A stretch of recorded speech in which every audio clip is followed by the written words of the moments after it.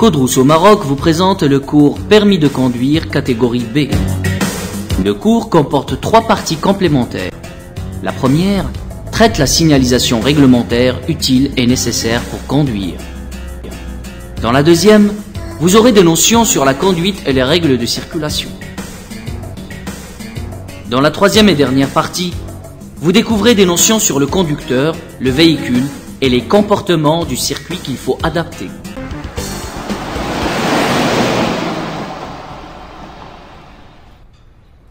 Comme on l'avait déjà vu dans la partie de ce cours concernant les accidents de la route, le facteur principal d'un accident revient d'une manière générale au comportement du conducteur. Autrement dit, à des infractions dans le non-respect du code de la route. Certains conducteurs commettent des infractions sans bien estimer leurs risques. Ces infractions sont susceptibles de mettre la sécurité des autres usagers en danger et peuvent avoir des conséquences très graves. Effectivement, je trouve irresponsable qu'un conducteur viole le code de la route en brûlant par exemple volontairement un feu rouge ou un stop, sans envisager en ce moment les conséquences de ses actes. Comme tu le sais, toute infraction commise par un conducteur est sanctionnée par la loi. La punition peut être juste une simple amende, comme elle peut conduire à une peine d'emprisonnement. Toujours est-il que les infractions avec leurs sanctions relatives sont nombreuses et de différents types. J'aimerais bien avoir quelques exemples. Tu as raison, et pour cela, je vais me limiter à te citer que certains exemples, pour que tu puisses te rendre compte que la loi punit sévèrement certaines infractions. Un conducteur qui ne respecte pas l'arrêt obligatoire imposé par le feu rouge ou un panneau stop, la loi le sanctionne d'une amende qui varie de 400 à 900 dirhams d'amende. Qu'est-ce qu'elle devient cette sanction en cas de récidive, c'est-à-dire en cas où le conducteur retombe de nouveau dans la même erreur? C'est la même amende, mais avec en plus un emprisonnement de 8 jours maximum.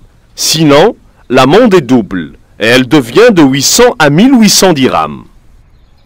On assiste parfois à des infractions aussi dangereuses que celles dont on vient de parler, particulièrement la circulation en sens interdit. C'est vrai, cet acte d'insécurité routière met l'autre usager circulant dans le bon sens en danger. La confrontation des deux usagers peut avoir des conséquences dramatiques. La loi, non plus, ne pardonne pas cet acte irresponsable.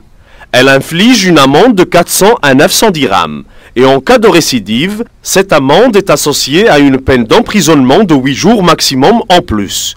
Soit, elle double et atteint un montant qui varie de 800 à 1800 dirhams. On a vu qu'à chaque fois quand on est impliqué dans un accident de la circulation, il faut s'arrêter immédiatement.